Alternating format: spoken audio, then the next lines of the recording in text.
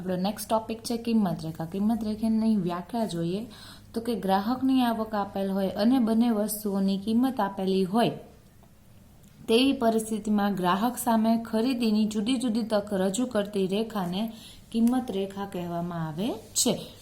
જ્યારે ગ્રાહકની આવક આપેલી હોય અને ગ્રાહકને જે વસ્તુ પરચેસ કરવાની છે એની કિંમત આપેલી હોય ત્યારે ખરીદીના જે બી કંઈ ઓપ્શન્સ મળે છે, જે જુદા જુદા તકો એટલે કે જે જુદા જુદા વિકલ્પો મળે છે એને શું કહેવામાં આવે છે? કિંમત રેખા. કિંમત રેખા નક્કી કરવા માટે કિંમત રેખાને બજેટ રેખા કહેવામાં આવે છે, એને તક રેખા પણ કહેવામાં આવે છે. અને કિંમત રેખા નક્કી કરવા માટેની અમુક ધારણાઓ છે. તો ધારણા જોઈએ. ધારણા નંબર 1 જે છે કે ગ્રાહક પાસે 10 રૂપિયા છે અને એ સફરજન અને મોસંબી પાછળ ખર્ચવાની છે. ઇટ મીન્સ ગ્રાહકની આવક કેટલી થઈ? 10 રૂપિયા છે અને જે કોની પાછળ ખર્ચવાની રહેશે? સફરજન અને મોસંબી. આ 10 રૂપિયામાંથી એને સફરજન અને મોસંબી બંને લેવાનું છે. બીજા નંબરની ધારણા જે છે, સફરજનની કિંમત જે છે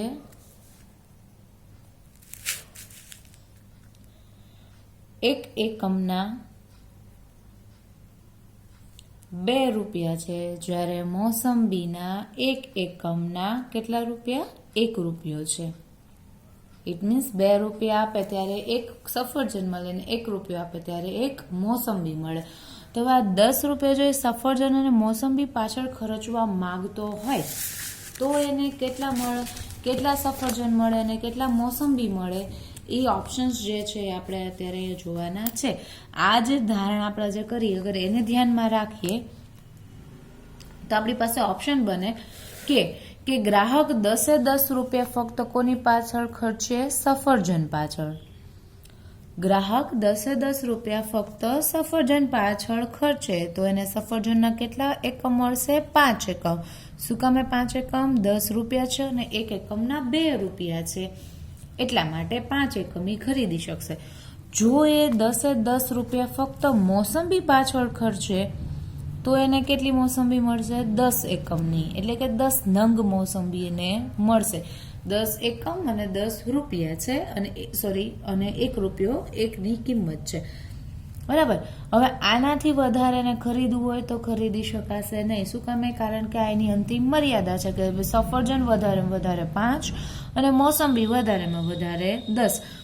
હવે એને એડજસ્ટ કરવાનું છે. એ 10 રૂપિયામાંથી એ સફરજન કેટલા ખરીદશે અને મોસંબી કેટલી ખરીદશે એ જાણવા માટે, એ સમજવા માટે એક અનુસૂચિ જોઈએ કે 10 રૂપિયામાં એ કેટલા ઓપ્શન્સ એને અવેલેબલ છે. એના સંયોજન જોઈએ. સંયોજન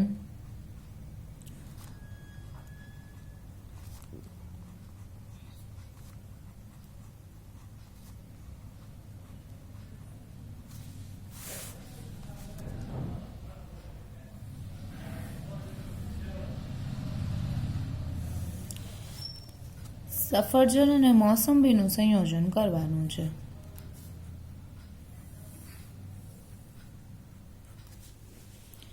તો જો એ 10 રૂપિયા ફક્ત સફરજન પાછળ ખર્ચશે તો કેટલા એને સફરજન મળશે? 5. જ્યારે મોસંબી એને મળશે 1 પણ નહીં. ઇટ મીન્સ એને જો ગાણિતિક લેંગ્વેજમાં કરવું હોય તો 5 ગુણ્યા 2 પ્લસ 0 ઇક્વલ ટુ 10. એટલે 10 રૂપિયા વપરાઈ ગયા, 5 દુ 10 એટલે 10 રૂપિયા વપરાઈ ગયા, તો મોસંબી કેટલી રહેશે? 0. ઇનકેસ એ 4 સફરજન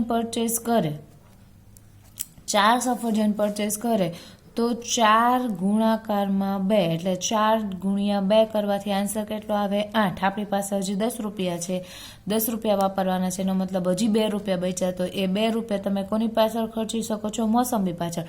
હવે મોસંબીના 1 એકમના કેટલા રૂપિયા છે? 1 રૂપિયો છે, બરાબર.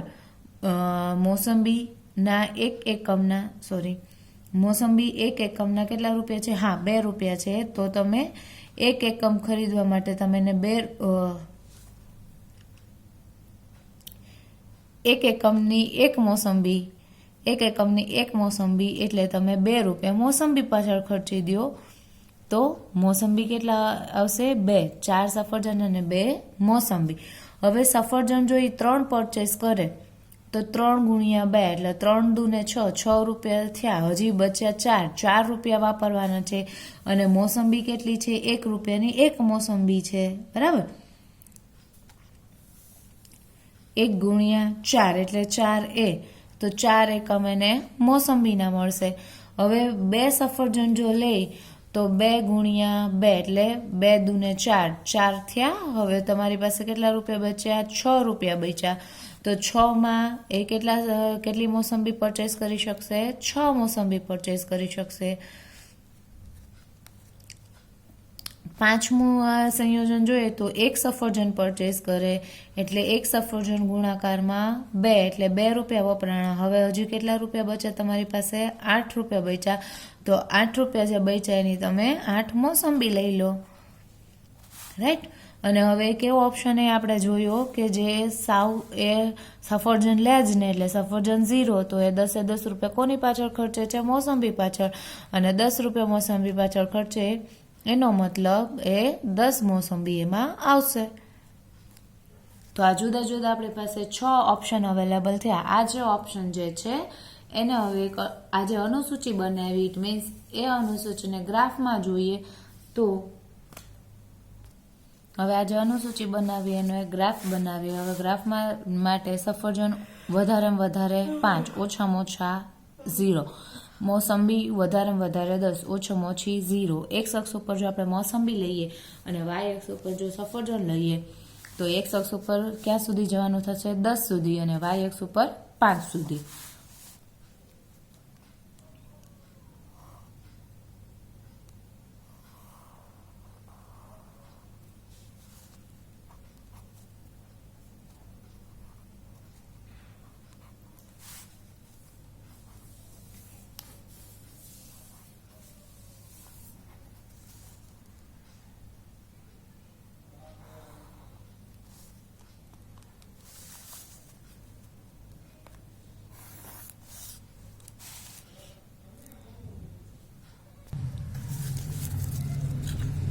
એક્સ અક્ષ ઉપર 10 સુધી.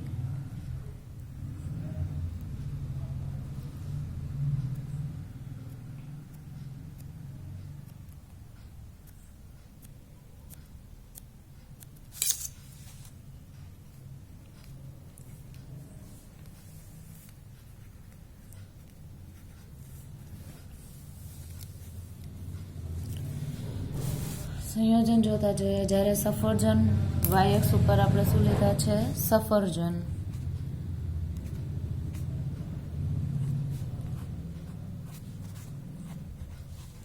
એક્સ અક્ષ ઉપર છે મોસંબી.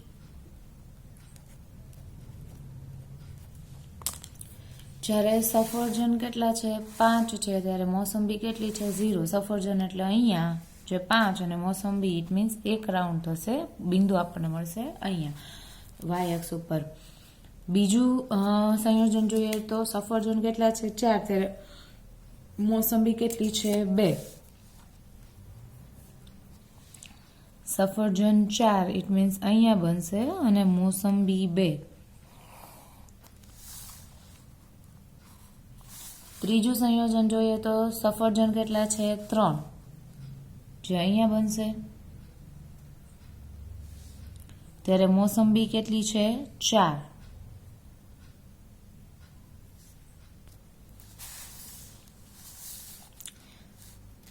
સફરજન જ્યારે 3 હોય ત્યારે મોસંબી 4.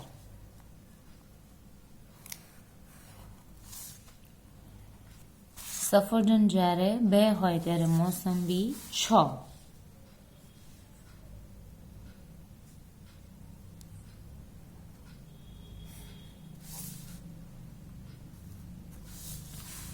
સફરજન જ્યારે 1 હોય ત્યારે મોસંબી રહેશે 8.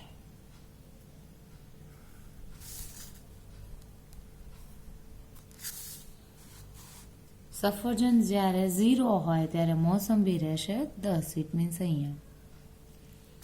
હવે આને એક ગ્રાફ વડે જોઈન્ટ કરી દઈએ.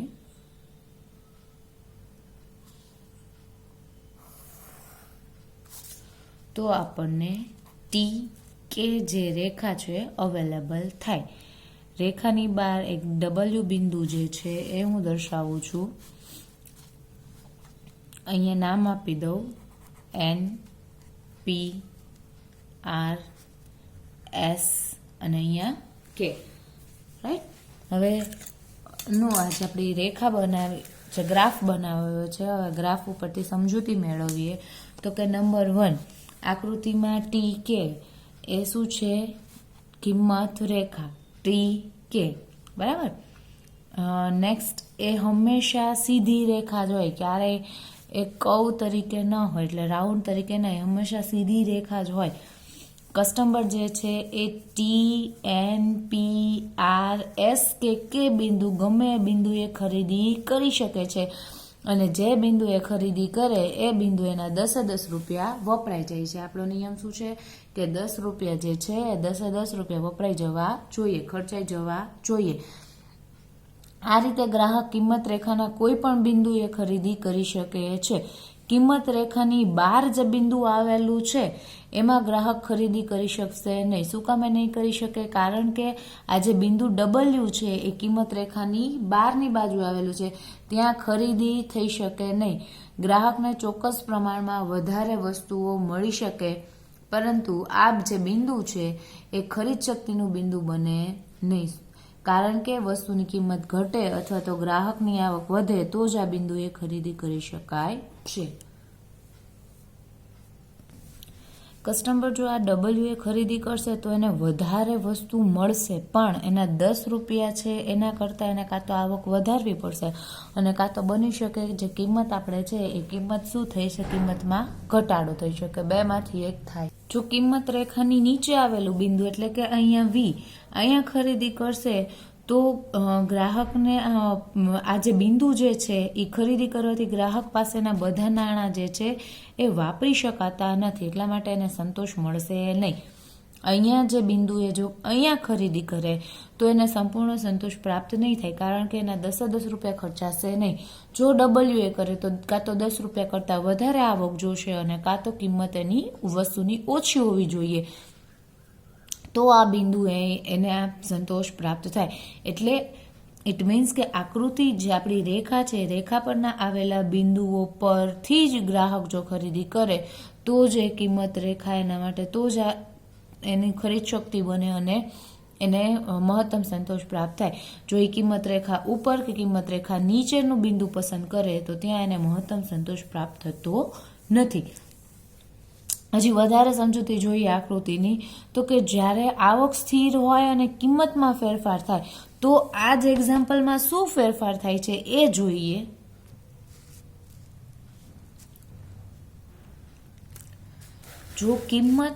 જો આવક સ્થિર રહે, આપણી પાસે બે ઓપ્શન છે, આવક સ્થિર રહે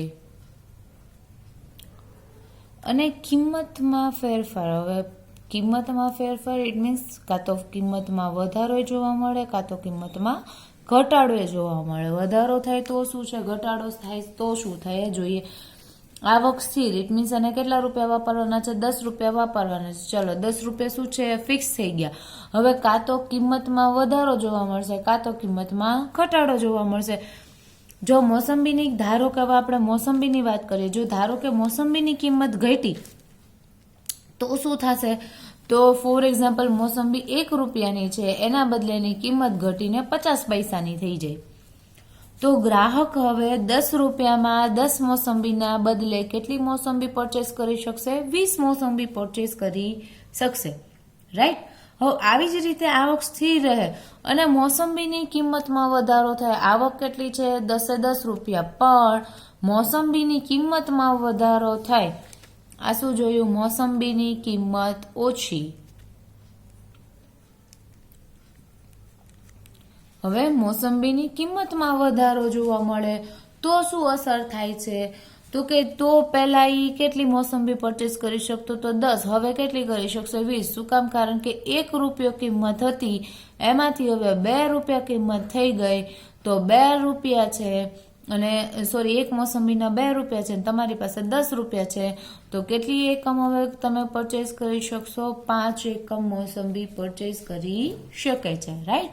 જો ગ્રાહકની આવક સ્થિર રહે તો બે વસ્તુઓમાંથી મોસંબીની કિંમત ઘટે અથવા તો કિંમત વધે તો કિંમત રેખામાં કેવા ફેરફાર જોવા મળે છે એ હવે જોઈએ.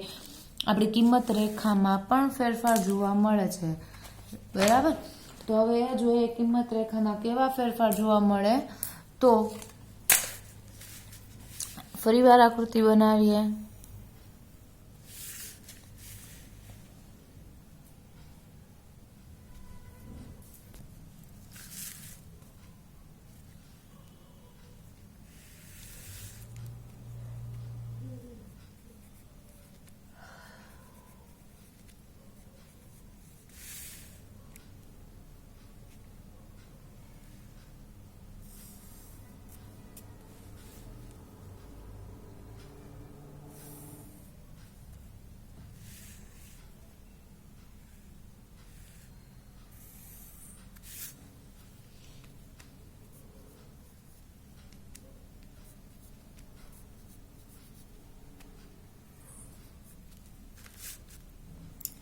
જો આવક સ્થિર રહે અને કિંમતમાં વધારો કે ઘટાડો થાય તો આકૃતિ આપણને આવી કંઈક જોવા મળે. જોઈએ હવે આકૃતિ શું કહેવા માંગે છે. તો કે આ જે ટી કે જે છે આપણી મૂળ રેખા છે, મૂળ કિંમત રેખા, બરાબર. હવે આમાં આપણે મોસંબીની કિંમતમાં જે ઘટાડો થયો અને કિંમતમાં જે વધારો થયો એની અસર જોઈએ કે શું જોવા મળે છે, આકૃતિમાં શું ફેરફાર થાય છે એ જોવાનું છે. તો કે મોસંબીની કિંમત ઘટીને જ્યારે 50 પૈસા થાય છે ને ત્યારે આ ટી કે 1 રેખા અસ્તિત્વમાં, કારણ કે હવે તમે મોસંબીના વધારે એકમો ખરીદી શકશો માટે. તો ટી કે 1 રેખા અસ્તિત્વમાં આવે અને જો મોસંબીની કિંમતમાં વધારો થાય તો પહેલા 10 ખરીદી શકતા હતા, એના બદલે હવે મોસંબીના કેટલા એકમો ખરીદી શકશો? 5 એકમ ખરીદી શકશો. તો માટે કઈ રેખા અસ્તિત્વમાં આવશે? ટી કે 2. આકૃતિમાં જોઈએ તો કે જે આડી ધરી પર દર્શાવેલી વસ્તુની જે કિંમત છે એ ઘટતા જે રેખાનો ઢાળ છે એ ઓછો તીવ્ર બને છે, બરાબર.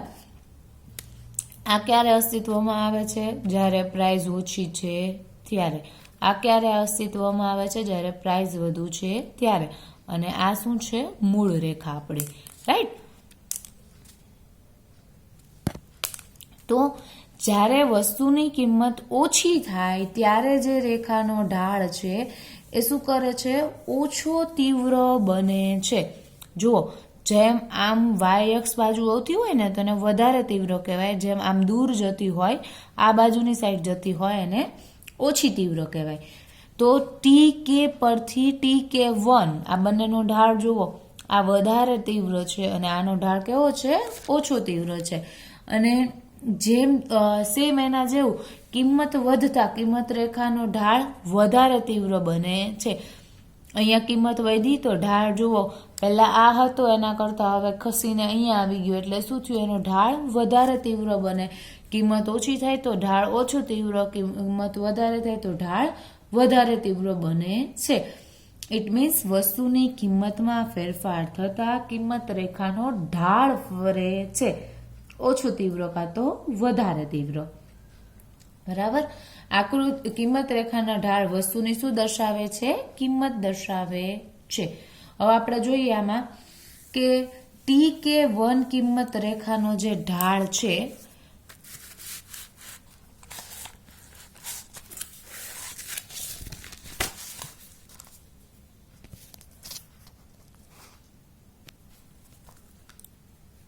ટી કે 1 કિંમત રેખાનો જે ઢાળ છે એ શું છે? OT/OK1, બરાબર. ઇટ મીન્સ હવે OT એટલે કેટલા થાય? 5 સફરજન, બરાબર.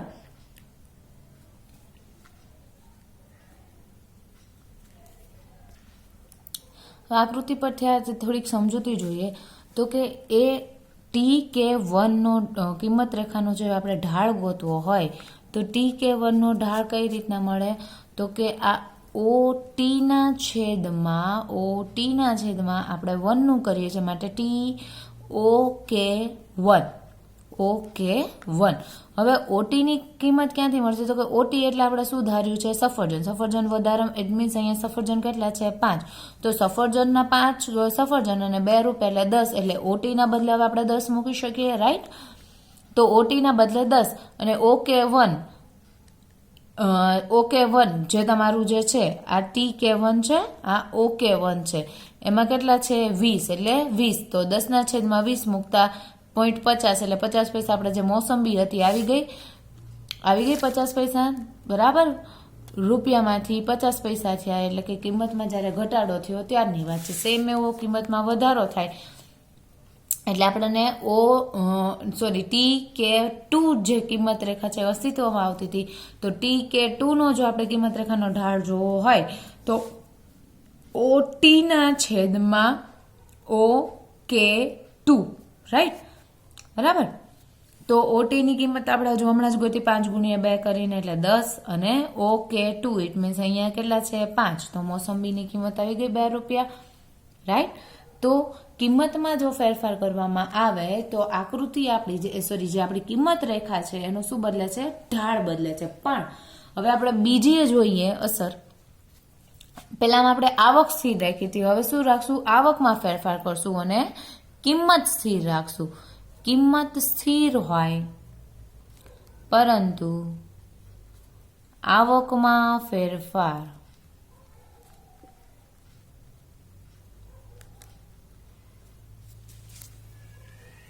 બરાબર?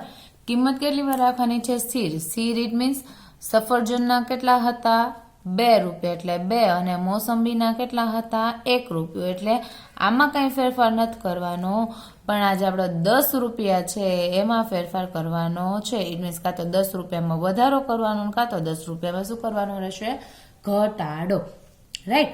હવે ફોર એક્ઝામ્પલ આપણે એવું ધારીએ કે આવક જે છે એ 10 રૂપિયાથી વધીને કેટલા રૂપિયા થઈ ગઈ છે? 12 રૂપિયા થાય. આવક 10 રૂપિયાથી વધીને 12 રૂપિયા થાય તો એ સફરજન કેટલા પરચેસ કરી શકશે?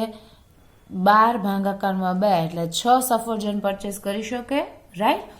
અને મોસંબી એક જ છે, 1 રૂપિયો જ છે, તો 12 મોસંબી પરચેસ કરી શકે, 6 સફરજન અને 12 મોસંબી. ક્લિયર? વધારે વધારે 6 સફરજન અને વધારે વધારે 12 મોસંબી. આ શું થયું? કિંમત જો કિંમતમાં વધારો થાય તો. હવે આ જ રીતે કિંમત સ્થિર રહે, આવકમાં વધારો થાય તો આ જ રીતે કિંમત સ્થિર રહે અને હવે આવકમાં જે આપણે વધારો કર્યો તો હવે આવકમાં ફોર એક્ઝામ્પલ ઘટાડો જોવા, વધારો હતો, હવે ઘટાડો જોવા મળે, એટલે કે 10 રૂપિયામાંથી 8 રૂપિયા આવક થઈ જાય તો સફરજન કેટલા મળશે? 4 અને મોસંબી કેટલી મળશે? 8. બરાબર? વસ્તુની કિંમત સ્થિર રહે અને આવકમાં વધારો કે ઘટાડો થાય તો કેવા ફેરફાર થાય એ હવે એની આકૃતિ ઉપરથી જોઈએ આપણે.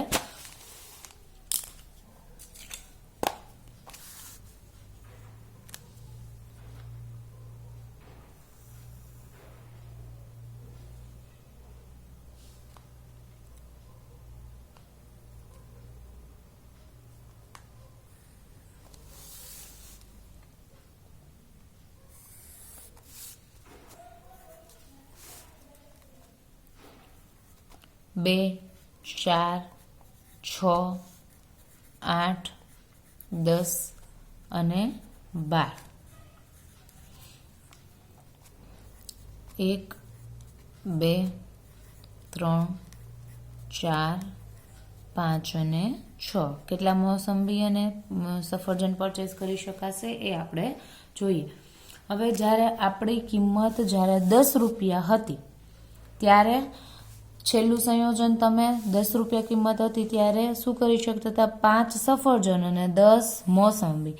એક્સ અક્ષ ઉપર મોસંબી છે, વાય અક્ષ ઉપર સફરજન છે, એ આપણી આ મૂળ રેખા. હવે કિંમતમાં વધારો થયો એટલે કે 12 રૂપિયા થયું ત્યારે સફરજન કેટલા ખરીદી શકશો? 6 અને મોસંબી કેટલી ખરીદી શકો? 12. હવે કિંમતમાં ઘટાડો થયો અને 8 રૂપિયા થયું ત્યારે સફરજન કેટલા ખરીદી શકો? 4 અને મોસંબી કેટલી ખરીદી શકો? 8. આપણે વસ્તુ આપણે હજુ આગળ કરીને રહ્યા, બરાબર? તો TK આપણી આ મૂળ રેખા, T1 K1 T2 K2 આ આપણી બે રેખા, કિંમતમાં વધારો કે ઘટાડો થાય તો તમને આવી આકૃતિ અસ્તિત્વમાં આવે, બરાબર. આ TK1 આપણી TK આપણી મૂળ રેખા છે. TK1 TK2 જો કિંમતમાં વધારો થાય તોની આ જે રેખા છે, કિંમત વધે ત્યારે, અને આ જે છે એ કિંમત ઘટે ત્યારે, અને એઝ ઇટ ઇઝ આ વચ્ચેની આપણી જે છે એ મૂળ રેખા છે, બરાબર. હવે આના ઉપરથી આપણે શું કહી શકીએ કે વસ્તુ કિંમત સ્થિર રહે અને આવક ઘટે તો નવી કિંમત રેખા મૂળ કિંમત રેખાની ડાબી બાજુએ આવે છે, બરાબર. મૂળ રેખાની ડાબી બાજુએ આવે છે. કઈ કન્ડિશનમાં? કે આવક ઘટે છે, આવક ઘટી ગઈ, 8 રૂપિયા આવક થઈ ગઈ ત્યારની વાત છે.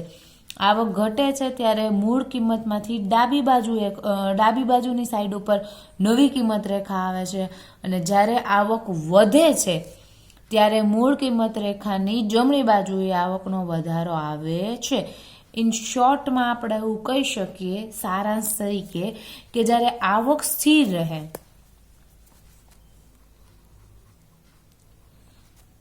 આવકમાં કંઈ પણ પ્રકારનો ચેન્જીસ નહીં, માટે અહીંયા નોટ ઇક્વલ ટુ કરું છું. આવક સ્થિર રહે અને કિંમત ઘટે તો શું થાય?